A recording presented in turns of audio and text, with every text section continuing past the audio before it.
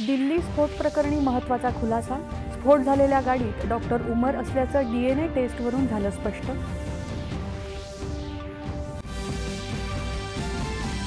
दिल्लीत झालेल्या स्फोटाला दहशतवादी हल्ला म्हणत केंद्रीय मंत्रिमंडळानं एकमुखानं व्यक्त केला निषेध। पीडितांप्रती व्यक्त केल्या शोकसंवेदना। दहशतवादाविरोधात शून्य सहिष्णुतेच्या धोरणाचा पुनरुच्चार करत हल्लेखोरांना आणि कट रचणाऱ्यांना कठोर शिक्षा देण्याचा प्रस्तावही मंत्रिमंडळानं केला मंजूर। निर्यात व्यवस्था मजबूत करणाऱ्या निर्यात प्रोत्साहन धोरणाला केंद्रीय मंत्रिमंडळाची मंजुरी। 25,000 कोटी रुपयांचा निधी मंजूर। राष्ट्रपती द्रौपदी मुर्मू यांची बोत्सवानाचे राष्ट्रपती डुमा बोको यांच्याशी द्विपक्षीय चर्चा। दोन्ही देशांदरम्यान विविध करारांवर स्वाक्षऱ्या।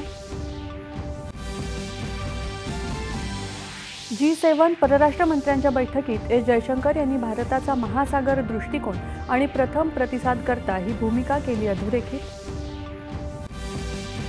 आणि ऑक्टोबर महिन्यात किरकोळ महागाई दरात 0.5% घट, 2012 नंतरची नीचांकी पातळी।